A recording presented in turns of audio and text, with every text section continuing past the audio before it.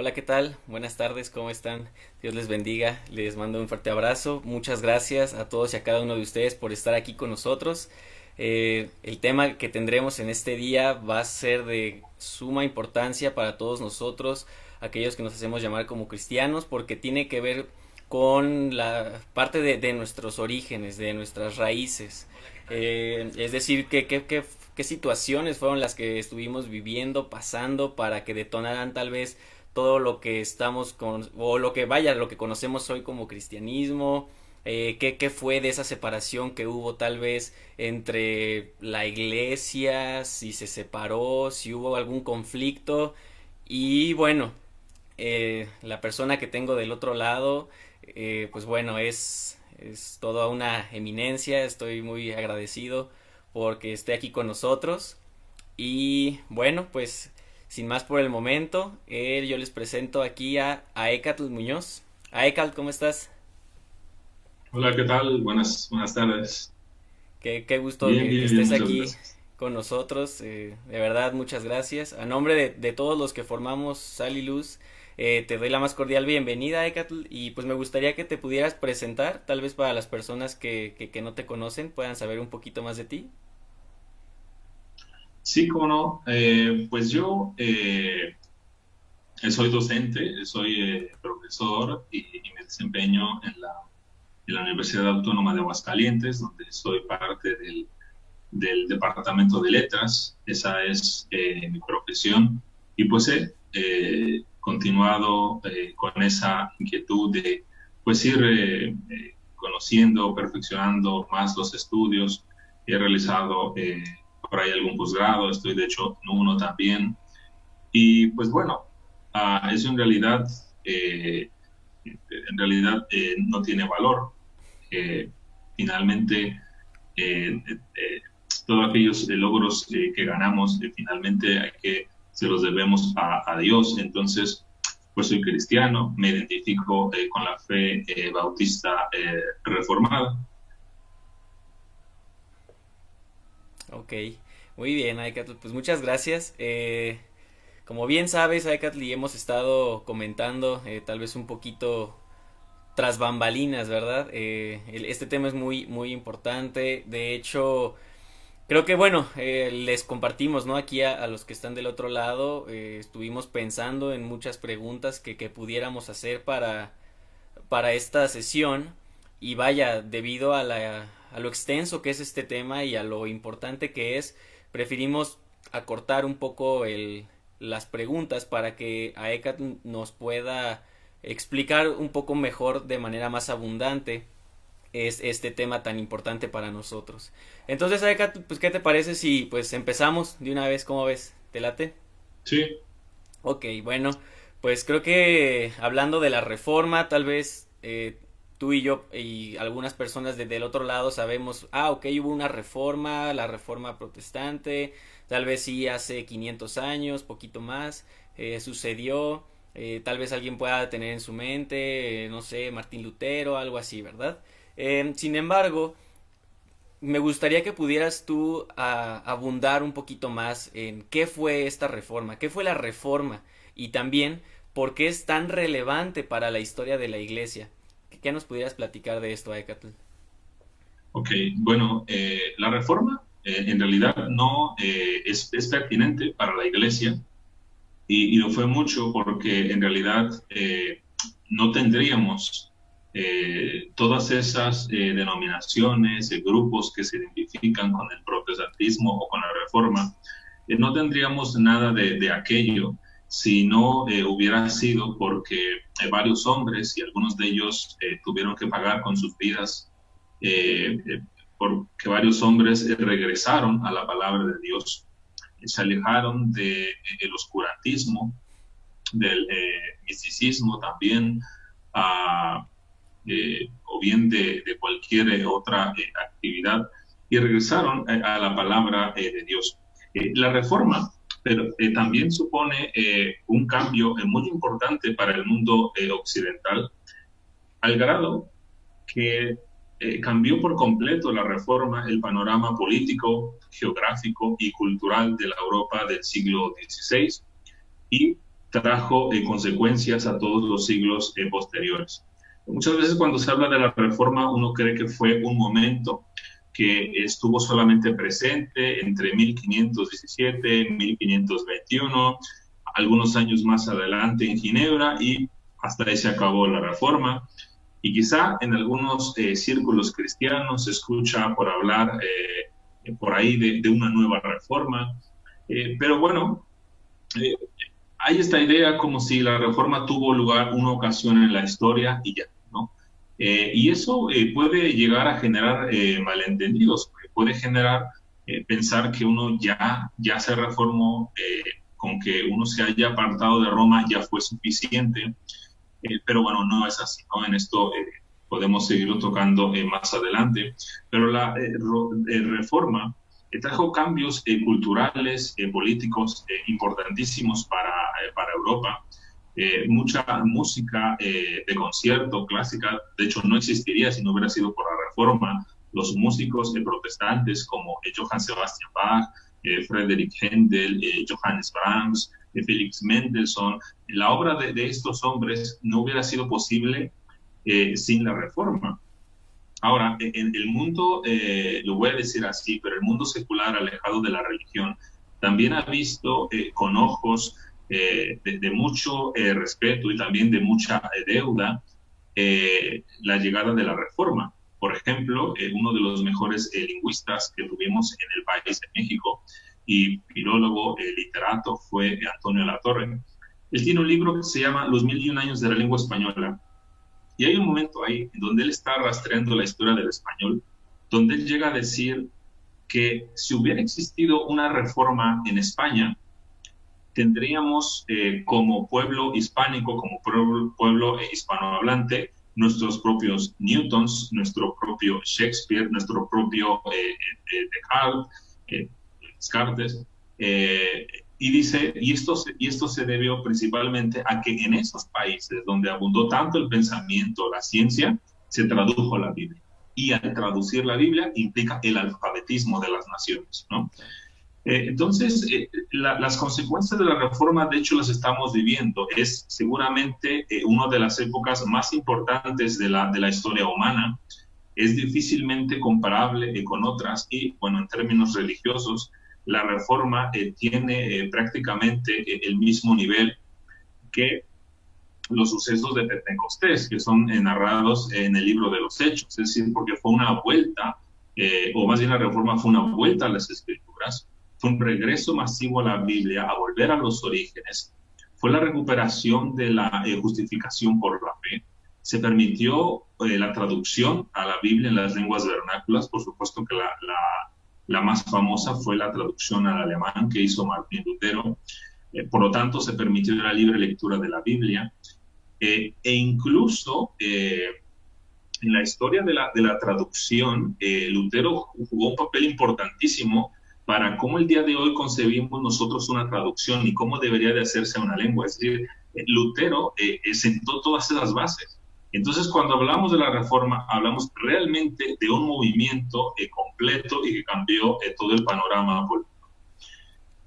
Por supuesto que la reforma tuvo que haber iniciado en algún lugar, ¿no? Y por supuesto que generalmente se ha entendido que la reforma inició con Martín Lutero. Lutero, por supuesto, no tenía la intención de cambiar el mundo. Él tenía la intención de salvarse y no sabía cómo ocurría aquello o cómo podía conseguirlo. Él jamás pensó que con todos los libros que escribió, con toda la búsqueda que él estaba haciendo y que no le daba ninguna satisfacción, no le daba ninguna seguridad a su salvación, él no se imaginó que iba a cambiar el mundo entero. Entonces, Lutero fue un hijo de un padre muy severo que lo obligó a estudiar leyes. Lutero se sobresalió, fue un estudiante modelo de su época, pero él estaba más preocupado por su salvación. Hay que entender que el contexto de una Europa del siglo XVI, todo gira en torno a la religión. Entonces, toda tu vida se vuelve completamente importante porque hay un destino al que vas, ¿no? O vas al infierno o vas al cielo. Difícilmente Hoy vamos a encontrar ese contexto en alguna zona del mundo, ¿no? Hay tantas cosmovisiones peleando una contra la otra que no tenemos en toda una sociedad esa misma conciencia, como sí la había en la época de Lutero. Entonces, cuando él se dio cuenta que aunque él fuera un estudiante brillante en leyes, en derecho, eso no iba a hacer que él se salvara.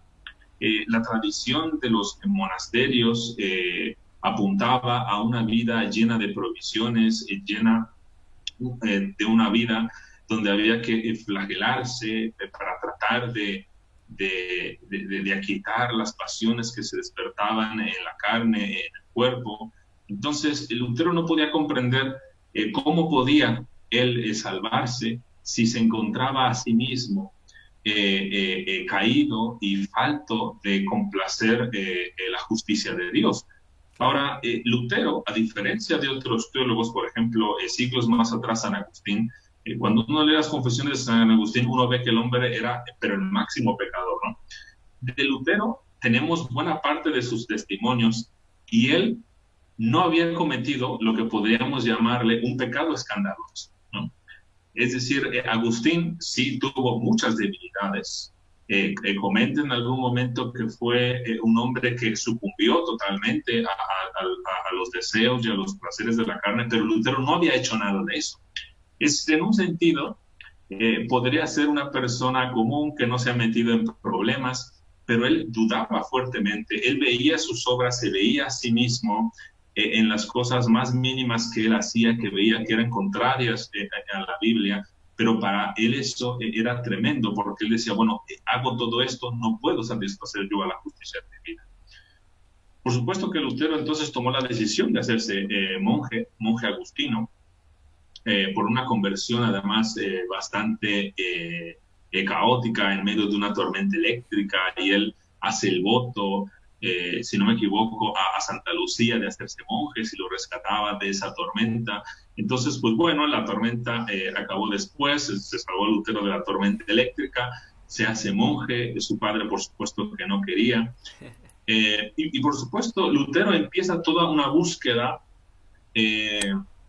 sobre cómo salvarse, ¿no? Empezó a preguntarle a sus profesores, en algún momento lo hicieron sacerdote simplemente para ya callar a Lutero, que iba una y otra vez al confesionario. Se dice que iba al confesionario, salía y volvía a regresar porque algo se le había olvidado, constantemente se azotaba, buscaba padecer hambres, es decir, Lutero sufría mucho, y por supuesto que sus profesores de seminario o también colegas sacerdotes le recomendaron, bueno, lee la literatura mística. Más o menos Lutero encontró alguna salida en eso, pero después profundizó más en aquello y dijo, bueno, esto no me sirve para nada. Eventualmente, Lutero terminó por leer la Biblia, porque precisamente uno de sus consejeros le dijo, bueno, lee la Biblia. Ahora, hay que pensar que la Biblia, paradójicamente, no sé si en los días de hoy, pero al menos en aquel entonces, en los monasterios, en los seminarios, era lo último que se leía. E incluso no se leía. Había que leer a la tradición de la Iglesia católica, de la Iglesia de Roma, y había que descansar en las interpretaciones que otros habían hecho. Pero la Biblia era prácticamente, bueno, no la leas, no la vas a entender, y si la intentas leer tú, vas a llegar a una traducción que no no va de acuerdo a lo que nosotros hemos dicho que significa. Entonces, pues ese fue seguramente el peor consejo que le pudieron dar a Lutero, pero también fue el mejor consejo que le pudieron dar a Lutero, que fuera la Biblia, ¿no? No resultó nada bien para la Iglesia Católica, para Lutero, pues por supuesto que resultó todo bien, porque fue a través de su lectura de los Salmos, a través de su lectura del libro de los Corintios, y posteriormente vemos sus reflexiones en el comentario que hace a la Epístola de los Romanos, claro, que Lutero encontró precisamente que él no tenía que satisfacer la justicia divina, sino que otro, Cristo, había satisfecho la justicia divina, que era Cristo el que lo representaba delante de Dios, que eran las obras de Cristo perfectas, dado que es el Dios hombre, lo que había satisfecho a Dios de tal manera que Lutero se encontraba justificado, sus pecados habían sido borrados y por supuesto no tenía que andarse preocupando más en ese sentido, ¿no? Esto fue un boom para Lutero, porque había encontrado, por supuesto, hay que decirlo, por la guía del Espíritu Santo, algo que no se decía en ningún momento. Y los que anteriormente lo habían dicho, algunos prerreformadores, habían sido asesinados en la hoguera, ahorcados, mutilados, degollados, etc. Entonces Lutero llega con una interpretación que por supuesto no iba a la mano de la tradición papista. Por supuesto que Lutero, él había llegado por supuesto a la salvación, pero no significa que en ese momento inició la reforma. Claro. El proceso terminó por detonar la reforma, que fue cuando los príncipes, o el príncipe, perdón, Alejandro de Brandeburgo, él buscaba tener dos diócesis, bueno, ya tenía dos diócesis, y ahora iba tras la tercera, lo que representaba pues algunos beneficios económicos para él. Y por supuesto, él, como muchos príncipes que estaban sometidos al papado de Roma, tenían que dar una contribución al Vaticano. Entonces, cuando Alejandro de Brandeburgo busca esta tercera diócesis, se encuentra con problemas, empieza a tener problemas con los banqueros, muchos problemas económicos. Entonces le decide no ayudar al Papa. Y el Papa, por supuesto, bueno, se pregunta, bueno, queremos embellecer el Vaticano, estamos en la construcción, en el proyecto de construir la Basílica de San Pedro, ¿qué hacemos? Bueno, pues si se necesita dinero, hay que conseguirlo a como de lugar. Entonces surgieron las famosas indulgencias, donde se vendían una suerte de, lo voy a decir así, una suerte de diplomas, donde simplemente había que anotar el nombre de una persona fallecida o de uno mismo, había que pagar por eso, y automáticamente cuando uno pagaba, ya uno era salvo. De hecho, se decía que una vez que tú metieras la moneda dentro del alfolí, de la caja donde lo llevaban, que cuando sonaba la moneda al final, en ese momento un alma que estaba en el purgatorio partía directamente hacia el cielo, ¿no? Por supuesto que cuando Lutero vio eso en Alemania, llevado por un hombre de apellido Tetzel, se enojó bastante, porque dijo, es que esto no es lo que yo he encontrado en la Biblia. Entonces él redacta 95 tesis, que son colocadas en la víspera de Todos los Santos, el 31 de octubre, y entonces las pega en la catedral de Wittenberg. Por supuesto que Lutero no quería un debate público. Las frases estaban escritas en latín, un lenguaje que además solamente unos pocos iban a escuchar. Pero por supuesto, Lutero se había vuelto famoso como profesor de teología. Entonces, a sus estudiantes se les hizo fácil tomar el texto del maestro y divulgarlo, traducirlo y divulgarlo con el invento que también vino a cambiar en buena parte a Occidente, que fue la imprenta, que ya había sido inventada. Entonces, las ideas de Lutero comenzaron a propagarse y se propagaron durante los siguientes años, hasta que finalmente en 1521 fue llamado Lutero a una junta en la ciudad de Worms, conocido esto como la Dieta de Worms, donde se le iba a pedir directamente a Lutero que se arrepintiera de todos sus escritos. Cuando llegó Lutero ahí, Lutero pensaba que iba a ser un debate, iba a estar ahí el mismo Papa, iba a estar Carlos V, el gran monarca, de hecho el emperador, dueño de prácticamente toda Europa, ¿no? Con excepción de Inglaterra, Francia se la estaban peleando, pero prácticamente era dueño de toda Europa Carlos V. Es decir, Lutero iba a estar enfrente de las dos personalidades con mayor poder que había en el mundo en ese entonces, ¿no? Y además con algunos personajes célebres. En la famosa Dieta de Worms estuvo el primer inquisidor español, el primer inquisidor general. Entonces, toda la crema innata de la política y de la vida religiosa iba a estar en Worms.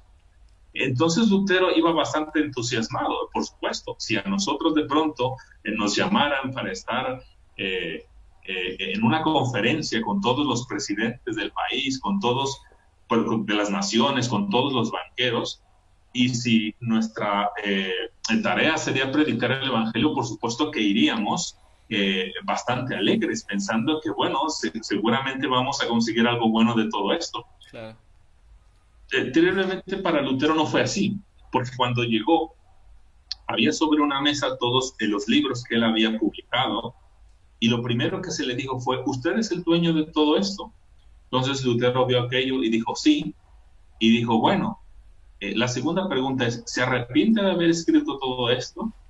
Y Lutero, bueno, pidió la noche para pensarlo.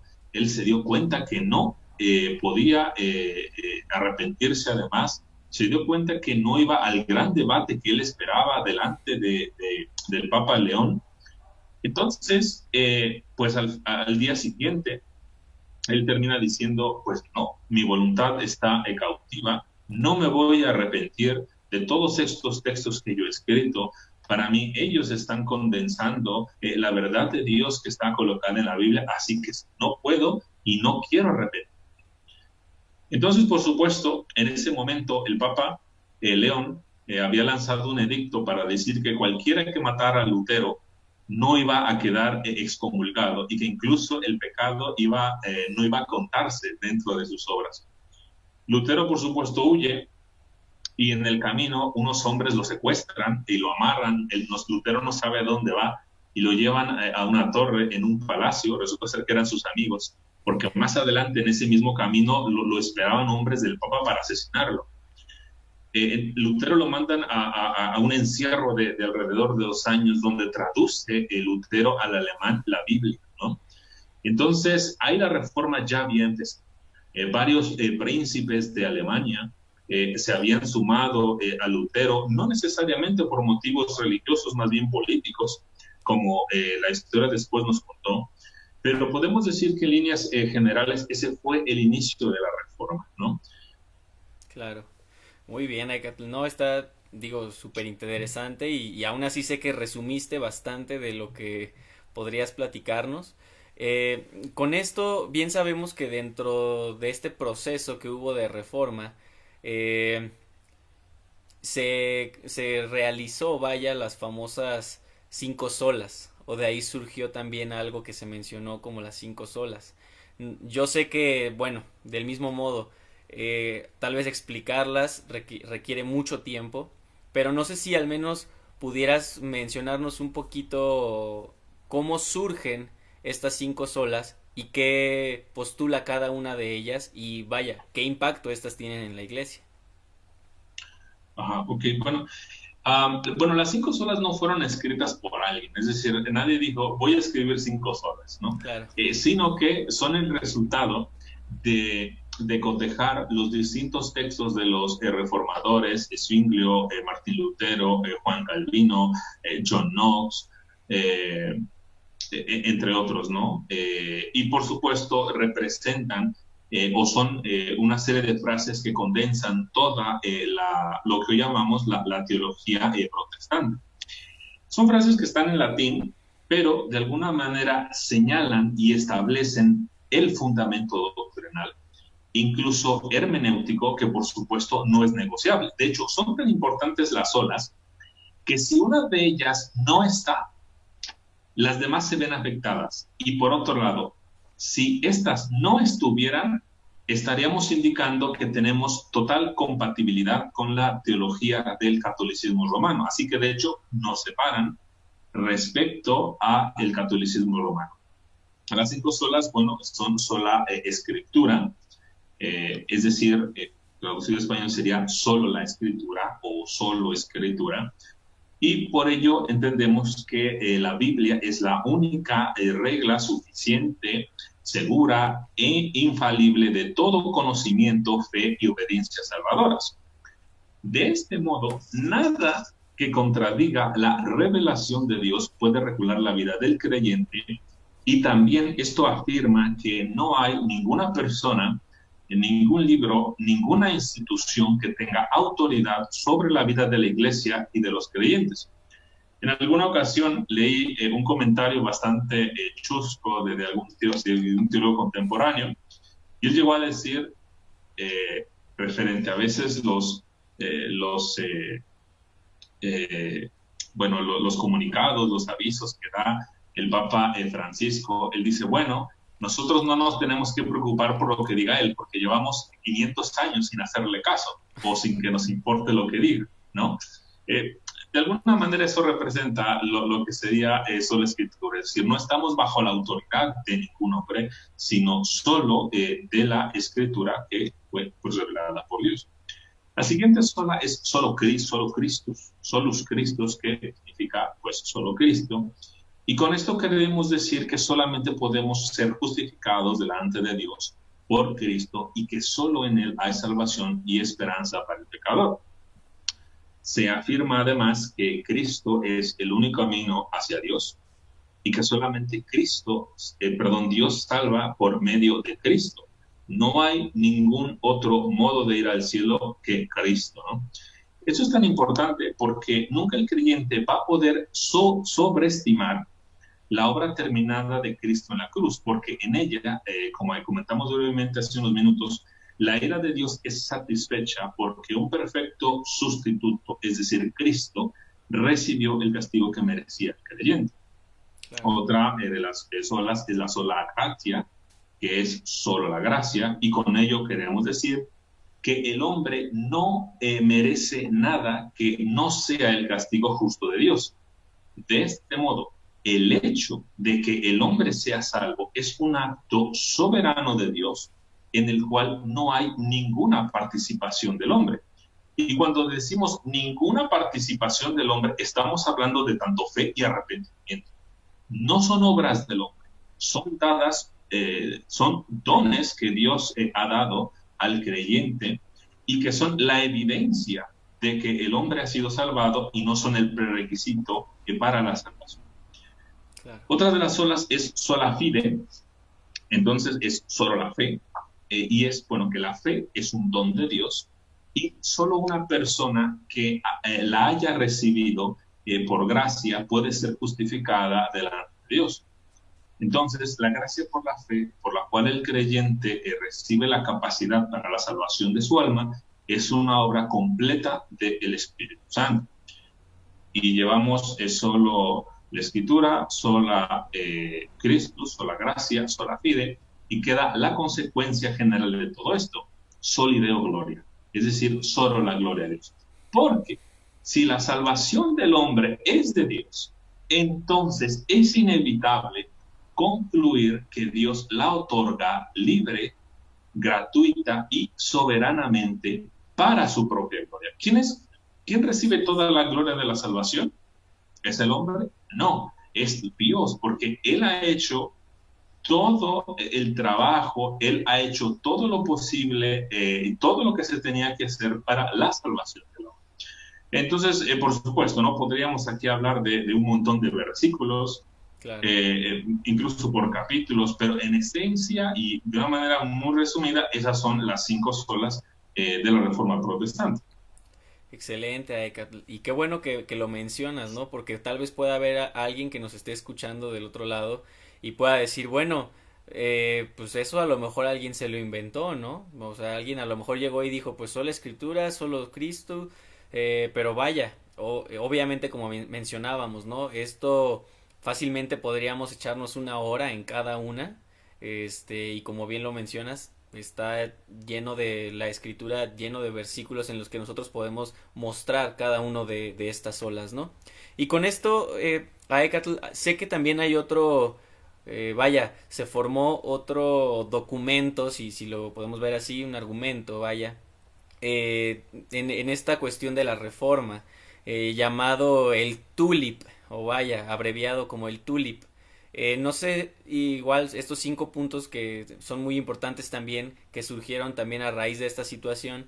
No sé si puedas del mismo modo explicarnos un poco qué es esto del TULIP. Tal vez alguien es la primera vez que lo esté escuchando. TULIP, ¿a qué se refiere en eso? Y cómo esto influye en la iglesia. Ajá. Ok. Bueno, son unas doctrinas que de entrada son controversiales, porque no estamos acostumbrados a escucharlas, ¿no? Sin embargo, son completamente evidentes en la Escritura. No podemos obviarlas. Solamente que a veces, como creyentes, estamos pensando en otras cosas y leemos la Biblia a veces de una manera completamente narcisista y nos olvidamos de poner atención en lo que estamos leyendo. Claro. Esto de el tulip es el acróstico para lo que serán las doctrinas en inglés, que significa tulipán. Para algunos que hayan ido a alguna iglesia reformada, van a ver que algunas iglesias a veces en sus logos tienen una florecita y suele ser un tulipán. O a veces parte de un decorado, si es que lo hay, suele haber algún tulipán, ¿no? Pero bueno, el tulipán o el tulip también son conocidas como las doctrinas de la gracia. Y estas sí se redactaron, aunque no pensando en decir, bueno, vamos a hacer un acróstico, ¿no? Esto surge después Claro. y es un acomodo de las doctrinas que no representa el orden en el que están escritas en su texto original.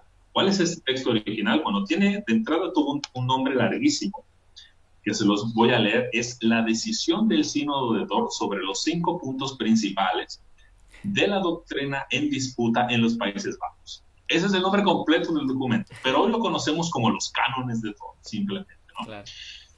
Los cánones de Dort fue un documento que surgió en la ciudad de Dordrecht y que fueron 4 declaraciones aceptadas. Digo 4 porque la cuarta y la quinta están juntas como una sola, porque entendieron los pastores de Países Bajos, en Holanda, que estas eran inseparables, ¿no? Pero bueno, fue un documento que se hizo entre los años 1618 y 1619 y fue la respuesta que se dio a los seguidores de un teólogo que se llamó Jacobo Arminio. Su apellido después a estos seguidores se les dio el nombre de arminianos, porque siguen a Arminio. Y Arminio lo que hay muchas cosas que podríamos hablar sobre este hombre, incluso algunas muy dudosas, cómo él llegó a ser profesor de la universidad más importante, una de las universidades más importantes de los Países Bajos. Muchas intenciones políticas movían a Arminio, no era un hombre que hoy entenderíamos como piadoso. Su biografía es completamente, pues no es nada admirable, ¿no? Pero para no prejuiciar en ese sentido, Jacobo Arminio lo que decía, en resumen, es que el hombre, él es el encargado de su propia salvación. Él es, en pocas palabras, el que toma la última decisión para la salvación. Dios hace el 99%, pero el último 1% es el que lo hace, ¿no? Entonces, Jacobo Arminio entendía que el hombre, todos los hombres están capacitados para recibir a Cristo. Por lo tanto, todos los hombres que han existido, que existieron y que existirán, podrían ser salvos. Pero la consecuencia de estas doctrinas, que no tenemos hoy mucho tiempo para analizarlo, la consecuencia de esto es que, pese a que un hombre haya recibido a Cristo, aceptado a Cristo, hecho una profesión por Cristo, esto es un lenguaje que se suele utilizar en las iglesias. Claro. Haría falta algunas correcciones, pero no nos vamos a meter en eso. Pero la consecuencia última es que la salvación se pierde, ¿no? Por supuesto, Arminio propugnaba por la existencia de una voluntad humana que puede ir a Cristo y que no está impedida en hacerlo. A esto se le conoce como el libre albedrío, ¿no? Esta disputa fue tan grande en los Países Bajos y estos serie de seguidores de Arminio empezaron a crear tanta tensión entre la sociedad holandesa, que ya llevaba algunos años de haberse separado completamente de España, porque no le convenía unirse al Imperio Español, que además ya iba en decadencia.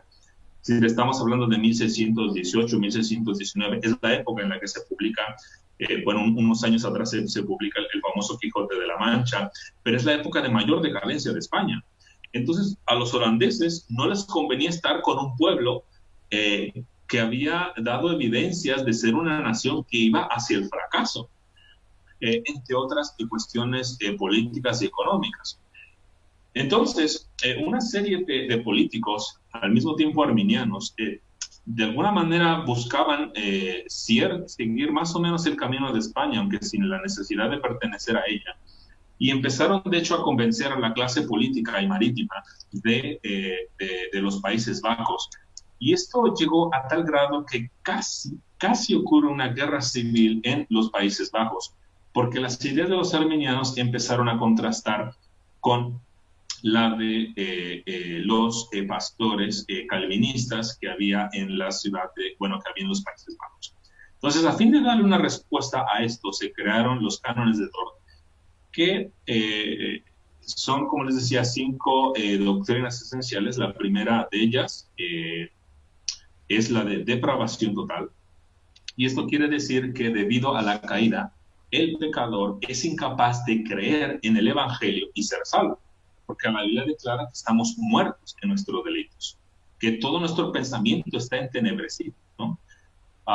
Ya que está muerto el pecador, ciego y sordo a las cosas de Dios. También esto quiere decir que la voluntad del hombre no es libre, sino que está esclavizada al pecado y a su naturaleza, que es completamente pecaminosa. Por lo tanto, no quiere y no puede escoger el bien y rechazar el mal en lo que a las cosas espirituales se refiere, ¿no? Es lo primero. El hombre está depravado, está caído, está muerto espiritualmente. La segunda de estas doctrinas es la elección incondicional. Y esto significa que Dios ha escogido a ciertos individuos para la salvación desde antes de la fundación del mundo. Dicha elección no está basada en algo que el hombre hubiera hecho o en algo que Dios hubiera previsto por parte de los pecadores como fe o arrepentimiento, sino que, como he comentado anteriormente, dichas obras son el resultado y no la causa de la elección divina. En otras palabras, la causa fundamental de la salvación no es la decisión del pecador de aceptar a Cristo, sino la elección del pecador por parte de Dios. La siguiente de estas doctrinas es la expiación limitada, y esto quiere decir que la obra de Cristo tuvo como fin salvar solamente a los elegidos y únicamente a ellos, y aseguró además la salvación de esto. Esta a veces es una de las doctrinas que más causa problemas entenderlas, claro. Pero podemos decirlo de esta manera. Si Cristo hubiera muerto por todas las personas de este planeta, por todas las que han existido y por todas las que existirán, eso quiere decir que todos sus pecados están pagados. Y si es así, no habría nadie que se condenara. Ahora, algunos dirán, bueno, pero es que se necesita la fe. Ok, bueno, si se necesita la fe, resulta ser que la Biblia indica que la incredulidad es un pecado. Eso quiere decir que Cristo habría pagado por todos los pecados, excepto por uno. Es decir, su satisfacción de la ira de Dios no habría sido tal, habría sido completamente débil, de hecho, no hubiera sido completa. Por otro lado, vamos a pensarlo con un ejemplo. Si, por ejemplo, yo cayera en la cárcel, vamos a suponerlo, y entonces alguien llega y paga mi fianza, y digamos, bueno, voy a poner un ejemplo más superlativo, digamos que yo soy condenado a muerte, y entonces, pero la única manera en que yo pueda escapar de esa condena a muerte es que alguien pague una deuda. Entonces va alguien y paga una deuda en dinero y me rescata. Si eso pasa, en cualquier corte de hoy en día, ese hombre sale de la cárcel y no va a recibir ese castigo. Pero lo que dirían los opositores a esto sería que aun cuando algo se pagó, ese hombre termina por ir a su castigo de la pena de muerte. Claro. Entonces, estarían diciendo que Cristo, cuando derramó la sangre a fin de satisfacer la ira de Dios, en realidad no lo hizo de manera completa y el pago de hecho no es efectivo. Y aunque se haya pagado una fianza, ese hombre aún no ha salido. Es decir, estamos diciendo que Dios castiga el pecado 2 veces y que por lo tanto la obra de Cristo no es realmente importante, ¿no? Claro. que tener mucho cuidado con o hacer una objeción en contra de la expresión limitada, porque cualquiera que sea la solución a la que vamos, estamos hablando y estamos defraudando, estamos atacando la obra de Cristo en la cruz y por supuesto a Dios mismo. La siguiente doctrina es la gracia irresistible, y esto quiere decir que el Espíritu Santo hace un llamamiento especial a los elegidos, el cual, cuando ocurre, los conduce a la salvación. Mucha gente a veces dice, bueno, pero es que mucha gente es llamada continuamente y hay gente que lo está rechazando y rechazando y rechazando. Y yo le he dicho a mi primo, y le dije una vez, le dije 2 veces, y 3 veces, y 4, ¿y dónde está tu gracia irresistible? Bueno, no estamos hablando de los llamamientos que uno hace, Claro. estamos hablando del llamamiento que hace el Espíritu, eso es diferente, ¿no?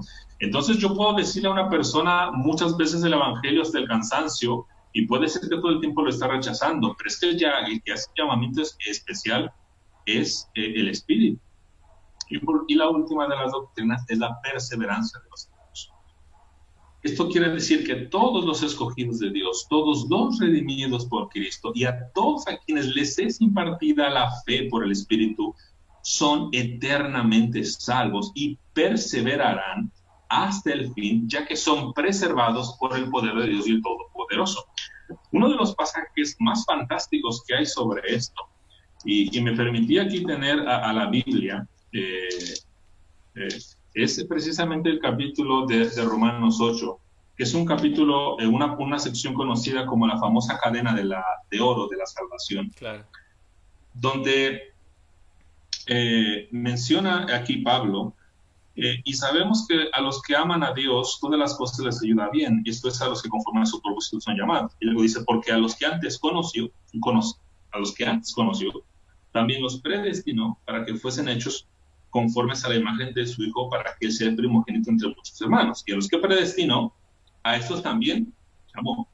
Y a los que llamó, justificó. Y a los que justificó, a estos también glorificó. Ahora, hay que anotar algo aquí importante, y es que todos los verbos están en pasado. Claro. Esto es importante porque hay alguno aquí que está viendo la transmisión que es salvo, es creyente, el Espíritu le ha dado convicción de eso. ¿Se ve glorificado? Bueno, si nos vemos, tenemos todavía los cuerpos de muerte. Así como nos vemos, no estamos glorificados. Pero si están en pasado, es porque es algo que Dios ya considera hecho. Es decir, algo que se va a hacer, no es y serán glorificados. No, sino los verbos están en pasados porque indica la seguridad de que esto va a ocurrir en el creyente que ha sido justificado por Dios. Entonces, en resumen, estos serían las famosas doctrinas de la gracia o el tulip, o bien a veces es conocido esto como los 5 puntos del calvinismo. Este último nombre es erróneo porque no fue que Calvino haya dicho para escribir 5 puntos, no, no fue así, ¿no? Claro, todas estas doctrinas y muchas otras están en la institución de la religión cristiana, un libro escrito por Calvino, pero no es que él haya dicho, las voy a escribir y les voy a poner además mi apellido, ¿no? No fue así. Claro. No, y vaya, podríamos extendernos en esto tanto tiempo, ¿verdad? Sin embargo, creo que, vaya, la mayor parte de las personas cuando nos acercamos a las doctrinas de la gracia, muchas veces me ha pasado, no sé si a ti te haya pasado, te haya tocado ver, que algunos, en primera tal vez no las hemos comprendido bien, entonces de inmediato la rechazamos. Y en segunda creo que, vaya, parte del humanismo y del moralismo que hoy en día se vive, nos hace pensar que nosotros podemos agregar algo, ¿no? Como que nosotros podemos hacer algo y que Dios no es del todo soberano, ¿no? Entre otras cuestiones, ¿no? Pero vaya, invitamos a todas las personas que estén del otro lado a que puedan estudiar un poco más sobre las doctrinas de la gracia. Creo que es una riqueza espiritual profundizar en esto, acompañado de la escritura, y poder darnos cuenta cómo todo embona, porque yo antes de que las comprendiera, Ecatl, yo sí como que habían cosas que no lograba explicarme del todo, y cuando llegué a esto fue así como pum, o sea, se armó el rompecabezas, pude comprender mucho de las cosas que no alcanzaba antes a entender. Entonces, bueno, obviamente por gracia de Dios, ¿verdad? A Ecatl, pues vaya, el tiempo ha volado. Realmente nos quedan 10 minutos de transmisión. Me gustaría hacerte una pregunta que nos comparte Javier Mejía. Te la voy a leer y a ver si nos puedes dar tu respuesta, vaya, un poco concreta, para pasar a una última pregunta con la que me gustaría poder concluir. ¿Te parece bien? Sí. Muy bien, la pregunta de Javier Mejía dice, ¿fue la reforma un movimiento político usando una excusa teológica o fue un movimiento teológico que tuvo repercusiones políticas? Pues más bien fue lo segundo, fue un movimiento teológico que tuvo repercusiones políticas. Y como habíamos comentado brevemente, distintos monarcas, príncipes, tomaron el pretexto de la reforma para alejarse de Roma, no seguirle enviando más dinero al Vaticano. Eso fue el caso de Enrique IV en Inglaterra, que él quería que un hijo suyo legítimo heredara el trono. Y como estaba casado con Catalina de Aragón, sobrina de Carlos V, con el quien no quería emparentar porque de haber tenido un hijo con ella, bueno, al rato Carlos V podría hacerse también dueño de Inglaterra. Entonces, él quería que un hijo suyo heredara el trono. Él buscó todas las maneras posibles para tener un hijo propio, así que buscó legitimar que su matrimonio con Catalina de Aragón había sido falso y que no había sido, que no era verdadero. Entonces él llamó a todas las universidades de Europa para que lo ayudaran y eso hicieron. Eh, no consiguió nada Enrique VIII y entonces él hizo toda una serie de movimientos políticos de tal manera que él terminó por ser el rector y el dueño y la figura autoritaria de todas las iglesias que había en Inglaterra. Cuando él consiguió eso, entonces se separa de Roma, le va a dejar de enviar dinero al Vaticano, al Papa, y es el inicio del anglicanismo, ¿no? Él no quería casarse con, con Catalina de Aragón, se casa posteriormente, se me escapa ahorita el nombre de su esposa, pero de ella iba a nacer una hija, que es la famosa reina Isabel, eh, una de las monarcas más sobresalientes que tuvo el Imperio Británico. No pudo tener un hijo Enrique IV, pero ella heredó el trono. Entonces, en el caso de Enrique IV él tomó la excusa teológica para apartarse de Roma y así seguir teniendo el control sobre Gran Bretaña. Y además, bueno, Gran Bretaña, Irlanda, Escocia, ¿no? Todo esto en conjunto. Entonces, sí, ¿no? Cuando a veces hablamos de las naciones protestantes y a veces incluimos en ella, bueno, a Finlandia, a Países Bajos, incluso a Francia, a Alemania, a Gran Bretaña, hay que tener mucho cuidado porque no son realmente naciones protestantes. Es decir, los dirigentes tomaron la excusa para ya no tener que pagarle algo a Roma y salirse. Y para eso, bueno, la excusa fue pues la ideal, ¿no? Para ese momento. Ok, excelente. Muchas gracias, Aecatl. Pues bueno, pasemos a la última pregunta. Esperemos esto haya respondido la pregunta de Javier. Y bueno, ahora, vaya, es inevitable, Aecatl, darnos cuenta de la situación que estamos viviendo actualmente en la iglesia. Eh, Vaya, mucho humanismo infiltrado, moralismos, el antropocentrismo, ¿no? Los mensajes enfocados al hombre, no buscamos realmente darle la gloria a Dios, eh, pensamientos de llenar iglesia más allá de hacer discípulos. Bueno, aquí podríamos hablar grandes cosas al respecto, ¿no?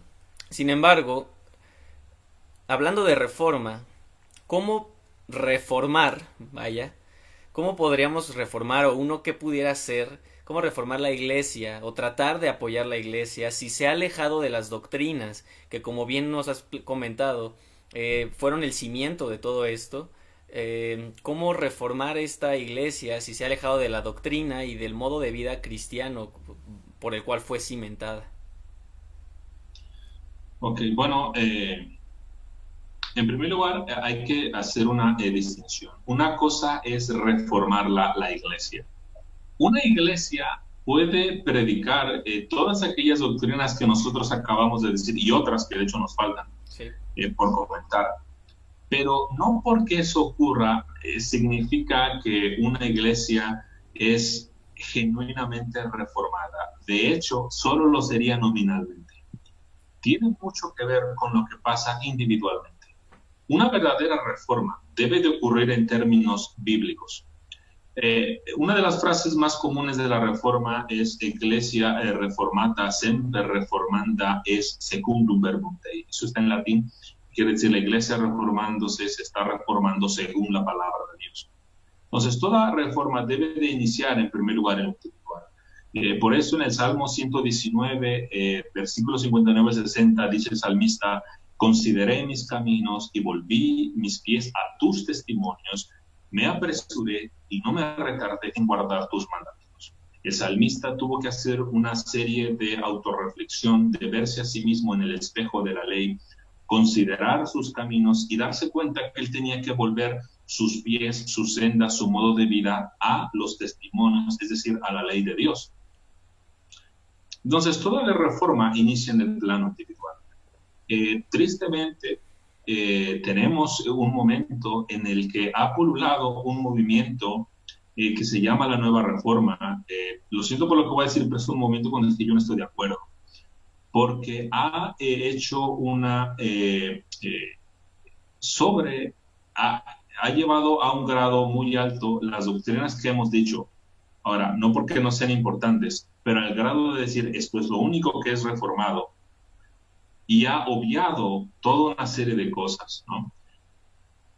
Cuando esto ocurrió hace unos años, yo tristemente fui parte de toda una serie de jóvenes que, impulsados por estas doctrinas que uno estaba conociendo, como las que acabamos de explicar, fue movido a preguntar a los pastores, a hablar de esto públicamente.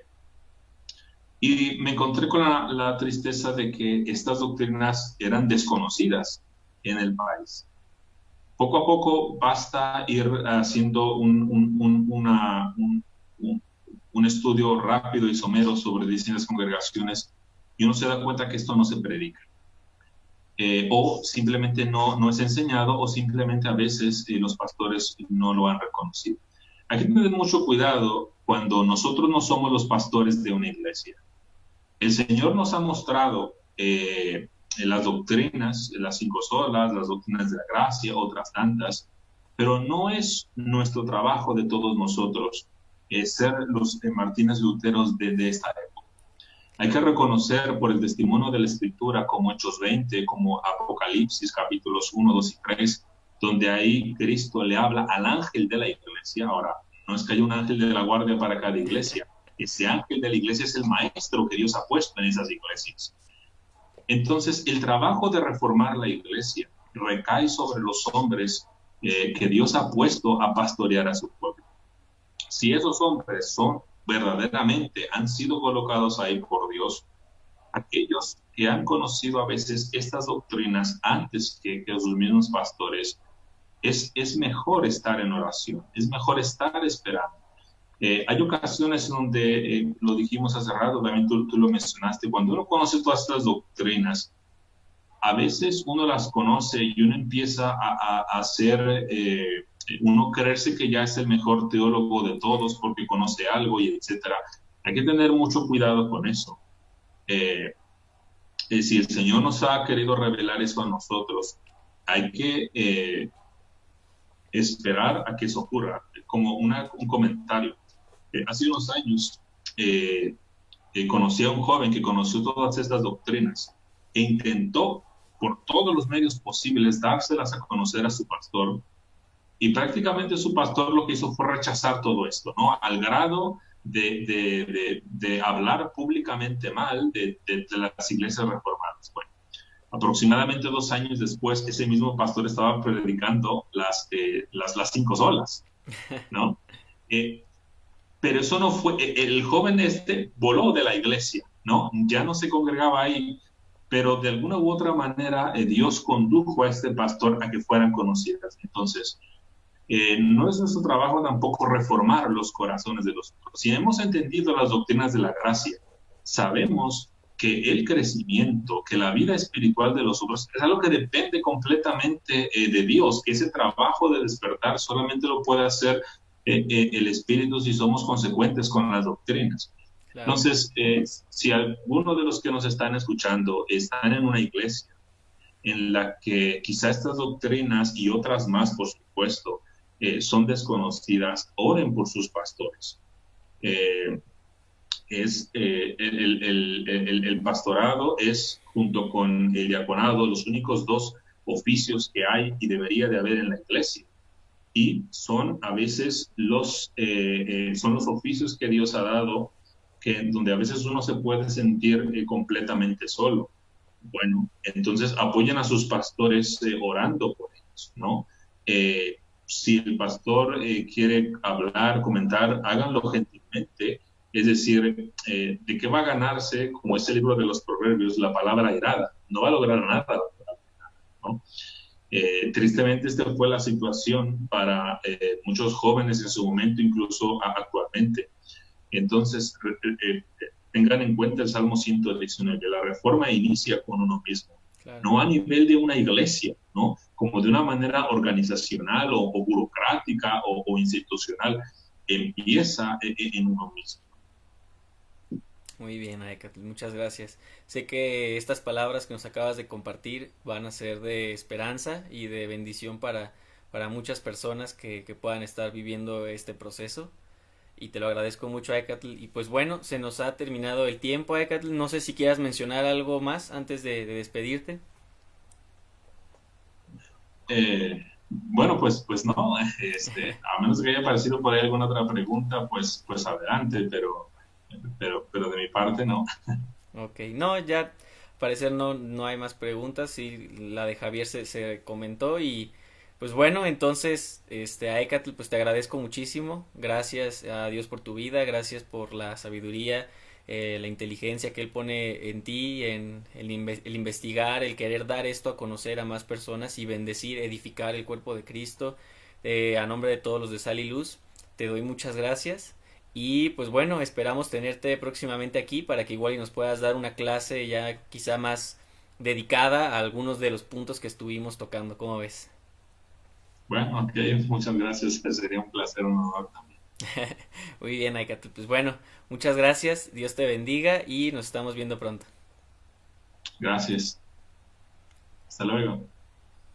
Bueno, pues como han visto, Aecatl nos ha explicado de una manera muy hermosa, vaya, muy bella la manera en la que nosotros podemos ir viendo un poco más de la reforma y lo importante que es para nuestra vida cristiana. Les recomiendo altamente que si pueden ustedes estén investigando también más al respecto de lo que hablamos, las doctrinas de la gracia, que puedan ustedes profundizar en ellas por medio de la escritura y que ustedes puedan ver lo hermoso que es mirar a Cristo a través de ellas. Yo pues bueno, agradecido con Aecatl y pues sin más por el momento que decirles, les mando un saludo a todos los que están aquí, todos los que se conectaron, saludos Javier, Maris, un abrazo a todos los que como siempre disponen de su tiempo para compartir estas enseñanzas y pues bueno, Dios los bendiga, un muy fuerte abrazo y recuerden, sigamos siendo una generación que sea sal y luz. Bendiciones.